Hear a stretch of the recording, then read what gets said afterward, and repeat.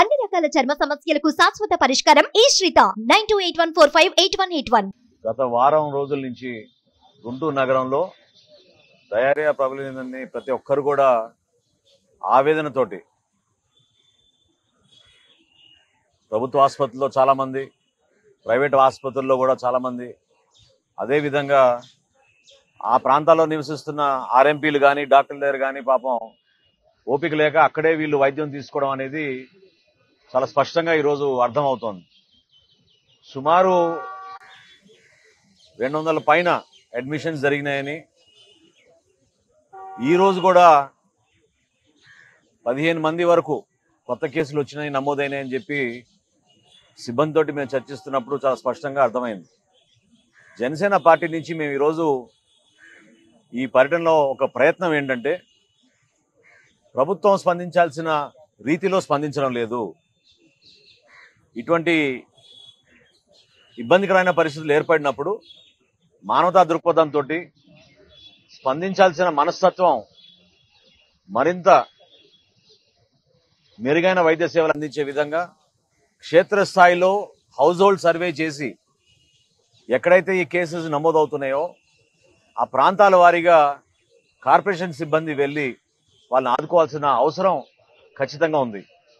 వైద్య సిబ్బంది కూడా కేవలం ఆసుపత్రి వరకే పరిమితం కాకుండా డోర్ టు డోర్ సర్వే చేసి ఆ ప్రాంతాల్లో ఎక్కడైతే కలుషితమైన నీటి వల్లనే ఈ సమస్య అనేది చాలా స్పష్టంగా ప్రతి పేషెంట్ కూడా ఈరోజు మాట్లాడుతున్నప్పుడు వాళ్ళు చెప్తున్నారు. వాంతులు, డయేరియా, అదేవిధంగా జిఐ ఇన్ఫెక్షన్లు, దీనివల్ల కనీసం 5 రోజుల నుంచి 6 రోజుల నుంచి చాలా మంది ఆసుపత్రిలో ఉండిపోవాల్సి వచ్చే పరిస్థితి. సివియర్ గా డీహైడ్రేట్ అయిపోయారు చాలా మంది. వాళ్ళకి అందించాల్సిన ఓఆర్ఎస్ కానివ్వండి, మజ్జిగ ప్యాకెట్లు కానివ్వండి, ఇవన్నీ కూడా పార్టీ నుంచి మేము కూడా వాళ్ళకి అండగా నిలబడడానికి సహకరిస్తామని మా పట్టణాధ్యక్షులు కూడా ముందుకు వచ్చారు. పార్టీ పరంగా మేము చేయాల్సిన అంశాలే కాకుండా మేము ఈ రోజు ప్రశ్నించాల్సిన బాధ్యత కూడా మాకుంది. ఎందుకంటే సుమారు 1400 కోట్ల రూపాయల బడ్జెట్ ఉన్న గుంటూరు నగర కార్పొరేషన్ లో ఎందుకు ఇటువంటి పరిస్థితి రావాలి? ఎందుకు పైప్ లైన్ ని మీరు మరమ్మతులు చేసుకోలేకపోయారు? ఎందుకు ఫిల్టర్డ్ వాటర్ సరఫరా మీరు చేసుకోలేకపోతున్నారు? రక్షిత మంచినీటి పథకం కింద మీరు తీసుకురావాల్సిన నీటి సరఫరా పేద ప్రాంతాల్లో నివసిస్తున్న ప్రజలకి ఇబ్బందికరమైన పరిస్థితి ఎందుకు వస్తోంది? ఈ రోజు కూడా భూగర్భ జలాలపైన ఆధారపడుతున్న గుంటూరు నగరానికి ఎందుకు గత 5 సంవత్సరాల నుంచి వీళ్ళు ఖచ్చితంగా ఇన్ఫ్రాస్ట్రక్చర్ లోపం ఉంది, మెయింటెనెన్స్ లోపం ఉంది. నాకు అందిన సమాచారం చాలా చోట్ల ఈ మోటార్లు కూడా పనిచేయడం లేదు. వాటర్ ట్రీట్మెంట్ ప్లాంట్స్ కూడా సరిగా ఏర్పాటు చేయలేదు వీళ్ళు. ఇంత పెద్ద నగరంలో, ఎంతో గొప్పగా చెప్పుకునే గుంటూరు నగరంలో ఇటువంటి పరిస్థితి రావడం చాలా దారుణం, దురదృష్టకరం. ఖచ్చితంగా మేము ఖండిస్తున్నాం. బాధ్యత తీసుకోవాలి. ఇదేదో కేవలం రాజకీయ వ్యవస్థ పైన బురద జరగడానికి కోసం చేస్తున్న ప్రయత్నం కాదు ఇది. ప్రభుత్వంలో ఉన్న ప్రతి అధికారి, అదేవిధంగా ఎన్నుకోబడ్డ ప్రజాప్రతినిధులు కూడా దీనికి ఆ రెస్పాన్సిబిలిటీ తీసుకోవాలి. అంతేగాని ప్రెస్ కాన్ఫరెన్సులు పెట్టి ఇతరులపైన విమర్శిస్తే దానివల్ల సామాన్య ప్రజలు ఎదుర్కొంటున్న సమస్య గురించి ఎందుకు వీళ్ళు పెద్ద మనసుతో స్పందించరు? దాన్ని మేము ప్రశ్నిస్తున్నాం. అనేక మంది పేదవారు పాపం వాళ్ళు వచ్చి 5 రోజులు 6 రోజులు అయిపోయింది, వాళ్ళ గురించి పట్టించుకునే నాదులు లేరు. సుమారు 3 చనిపోయారని చెప్తున్నారు ఇప్పటి వరకు.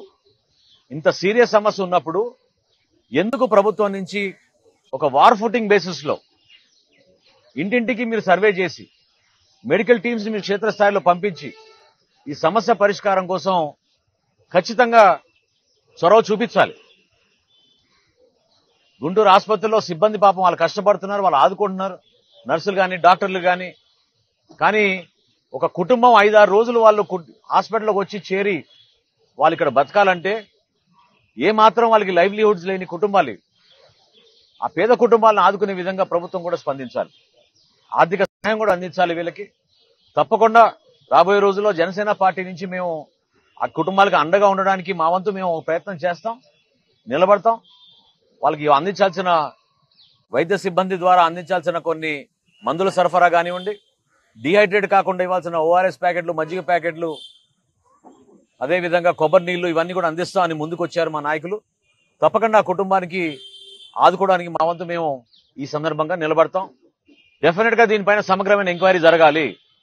ఎందుకు ఇన్ని కేసులు నమోదైనాయి? ఎందుకు పారదర్శకంగా ఈ కేసు చెప్పడం లేదు? మార్చేస్తున్నారు, బెడ్ మార్చేస్తున్నారు. ఒక చోట ఒకే చోట వీళ్ళందరూ ఉంటే తెలుస్తున్న విషయంతో సమాచారం బయటికి వెళ్ళకుండా చేస్తున్న ప్రయత్నం అది సబబు కాదు. సమస్య వచ్చి ఇంకా మెరుగైన వైద్య సేవలు అందించాలి. వాటిని మేము ఖచ్చితంగా డిమాండ్ చేస్తాం. రాబోయే రోజుల్లో కూడా ఈ కుటుంబాలకు అండగా నిలబడతామని ఈ సందర్భంగా మేము తెలుపుకుంటున్నాం.